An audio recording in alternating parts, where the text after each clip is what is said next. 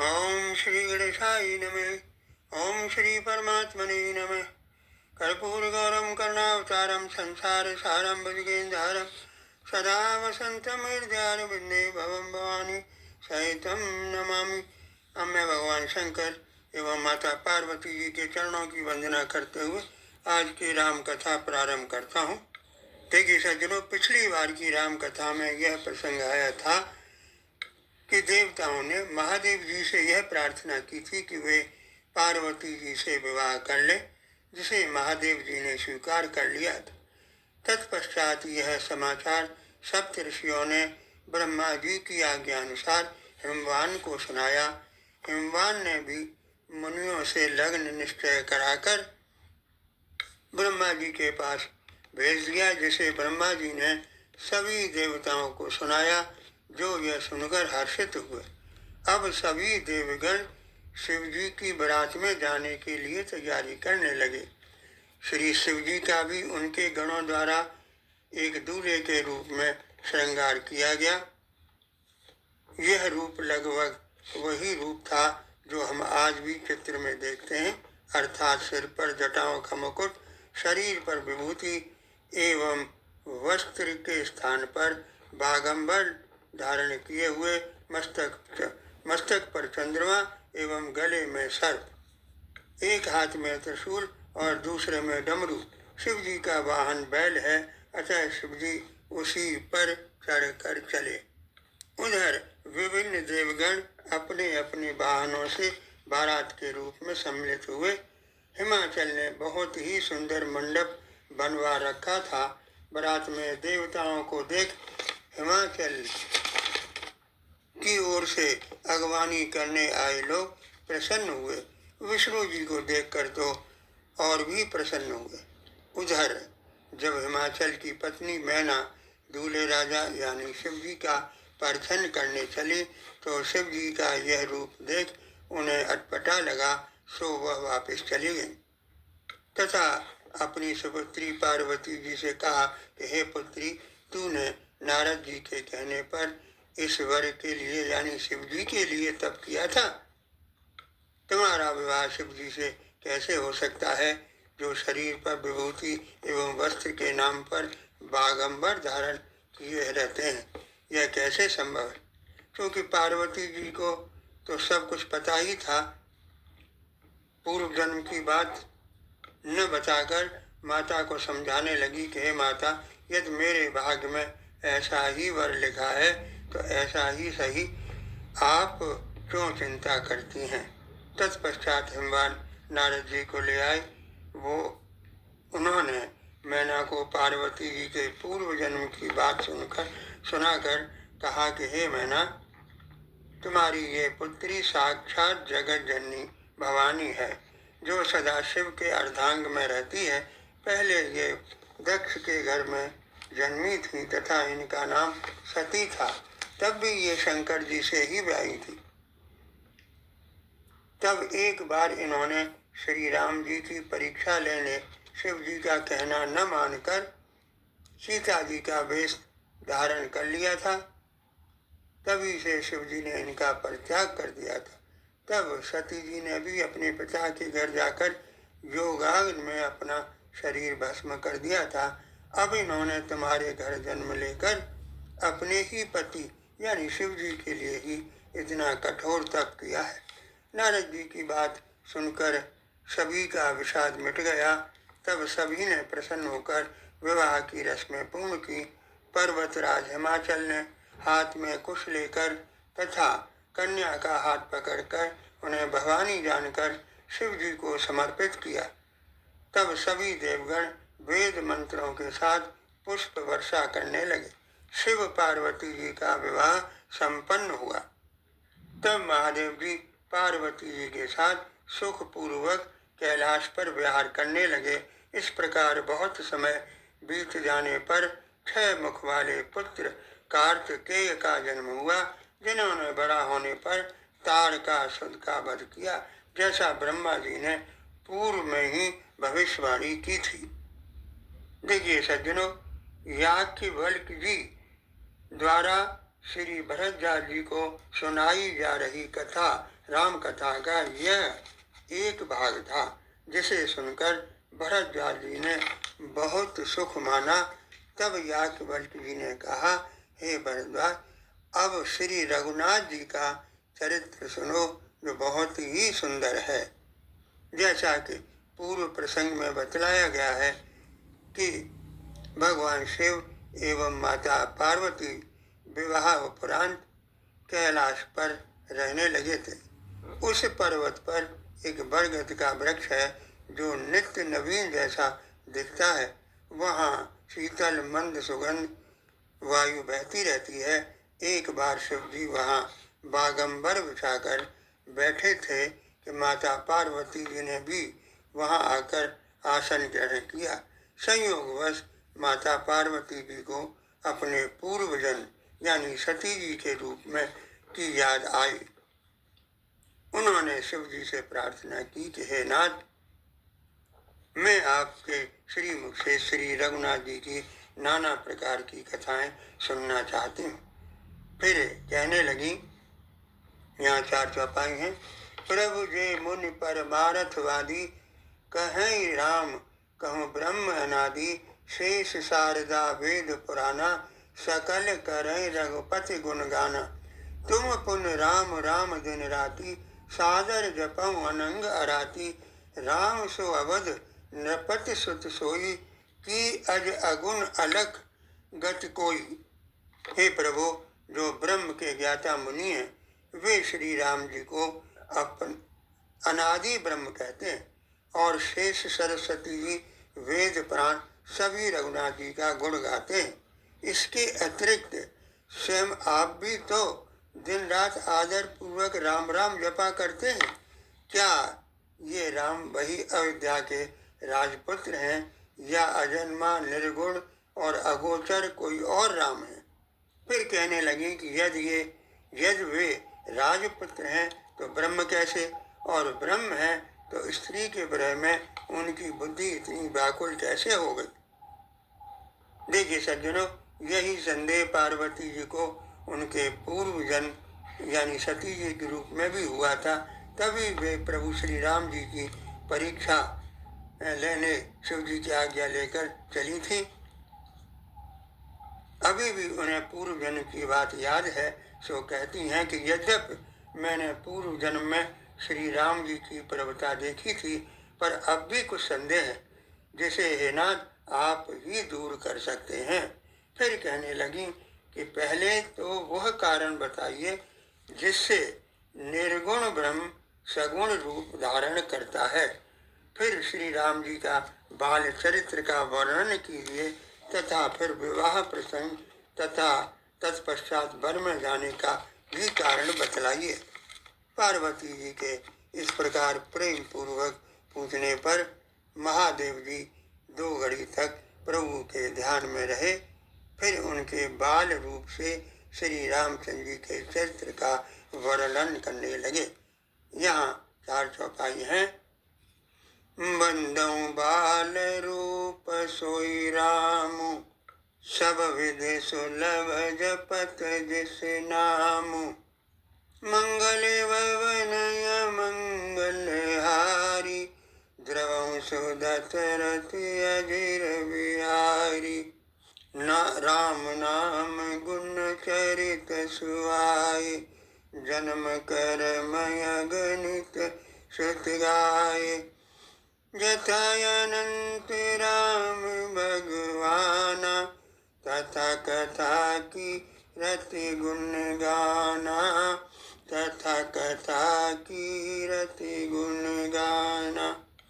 शिव जी कहते, मैं उन्हीं श्री रामचंद्र जी के बाल रूप की वंदना करता हूँ, जिनका नाम जपने से सब सिद्धियाँ सहज प्राप्त हो जाती हैं। मंगल के धाम अमंगलों को हरने वाले श्री दशरथ जी के आंगन में खेलने वाले बाल रूप श्री रामचंद्र जी मुझ पर कृपा करें। फिर कहने लगे, वेदों ने श्री रामचंद्र जी के सुंदर नाम गुण चरित्र जन्म और कर्म सभी अनेक कहे हैं। जिस प्रकार भगवान श्री रामचंद्र जी अनंत हैं, उसी प्रकार उनकी कथा तथा कीर्ति और गुण भी अनंत हैं। अब हे देवी, तुमने जो निर्गुण और सगुण ब्रह्म के बारे में जो पूछा है, अब मैं उसका निराकरण करता हूँ। यहाँ पुनः 4 चौपाई हैं। सगुणै अगुणै नै कछु वेदा, गावत मुनि पुराण बुध वेदा। अगुणय रूप अलख अज जय, भगत प्रेम बस सगुण सोई। राम सच्चिदानंद दिनेशा, नहीं मोह निशा लवलेशा। राम ब्रह्म व्यापक जग जाना, परमानंद परेश पुराना। परमानंद परेश पुराण। सगुण और निर्गुण में कोई अंतर नहीं है। मुनि, पंडित, पुराण और वेद ऐसा कहते हैं। जो निर्गुण, निराकार, अव्यक्त, अजन्मा है, वही भक्तों के प्रेमवश सगुण हो जाता है। जो निर्गुण है वही सगुण कैसे है? जैसे जल और ओले में कोई भेद नहीं है। दोनों ही जल हैं, पर जल का कोई आकार नहीं होता, जबकि वही जल जब ओला बन जाता है तो उसका आकार होता है। वैज्ञानिक दृष्टि से भी जल और ओला हाइड्रोजन और ऑक्सीजन का कंपाउंड है, जिसका केमिकल नाम H2O है। ऐसे निर्गुण निराकार ब्रह्म अनेक कारणों से, जिसका विवरण आगे आएगा, सगुण रूप में प्रकट होते हैं। श्री रामचंद्र जी तो सच्चिदानंद स्वरूप सूर्य हैं। वहाँ मोह रूपी रात्र का तो लवलेश भी नहीं है। हर्ष, शोक, ज्ञान, विज्ञान, अज्ञान, अभिमान, ये सब जीव के धर्म हैं। श्री रामचंद्र जी तो समस्त जगत में व्यापक परमानंद स्वरूप ब्रह्म पुराण पुरुष यानी विष्णु जी हैं। जो पुराण पुरुष के नाम से प्रसिद्ध है, यानी विष्णु जी के नाम से, जो सब रूपों में प्रकट है, जीव माया जगत के स्वामी हैं, वे ही रघुकुल मणि श्री रामचंद्र जी मेरे स्वामी हैं, जिनका आदि अंत किसी ने नहीं जाना। वेदों ने उसे निम्न प्रकार गाया है। बिनु पद चलै सुनै बिनु काना, कर बिनु कर्म करै विधि नाना। आनन रहित सकल रस भोगी, बिनु वाणी वक्ताय बड़ जोगी। तन बिनु परस नयन बिनु देखा, ग्रह ग्रान बिनु वास अशेषा। अस सब बात अलौकिक करनी, महिमा जासु जाय नहीं बरनी। महिमा जासु जाय नहीं बरनी। जय में गावै वेद बुध, जाहि धरै मन ध्यान। सोई दशरथ सुत भगत ते, कौशलपति भगवान सियावर राम। जय जय राम मोरे प्रभु राम, जय जय राम। वह ब्रह्मा बिना पैर के ही चलता है, बिना ही कान के सुनता है, बिना ही हाथ के नाना प्रकार के काम करता है, बिना ही जिह्वा के सारे रसों का आनंद लेता है और बिना ही वाणी के योग्य वक्ता है। वह बिना ही शरीर के स्पर्श करता है, बिना ही आँखों के देखता है, बिना ही नाक के सब गंधों को ग्रहण करता है। उस ब्रह्मा की करनी सब प्रकार से ऐसी अलौकिक है, जिसका वर्णन नहीं किया जा सकता, जिसका वेद और पंडित इस प्रकार वर्णन करते हैं और मुनि जिनका ध्यान करते हैं, वही दशरथ नंदन भक्तों के हितकारी अयोध्या के स्वामी भगवान श्री रामचंद्र जी, जिनका नाम अनिच्छा से लेने पर भी मनुष्यों के सारे पाप जल जाते हैं, फिर जो नर सादर पूर्वक उनका नाम लेते हैं, वे संसार रूपी सागर को बिना परिश्रम के ही पार कर जाते हैं। यहाँ पुनः 4 चौपाइयाँ हैं।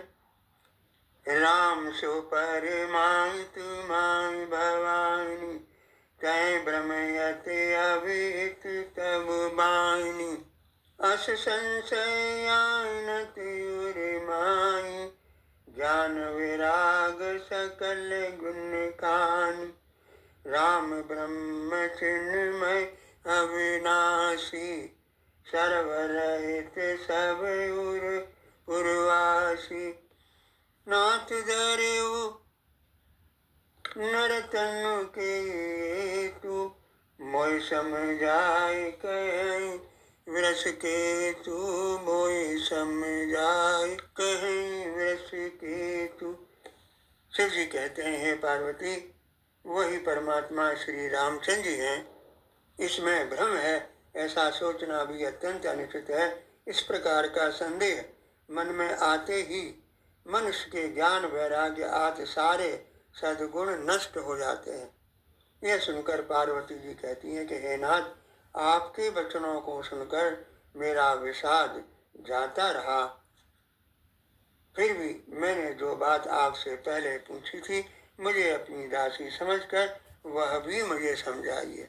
अब तक पार्वती जी के 2 संदेह तो दूर हो गए थे, यानी दशरथ नंदन श्री रामचंद्र जी ही परमात्मा है, और दूसरा यह कि निर्गुण और सगुण में कोई भेद नहीं है, एक दूसरे के पूरक है।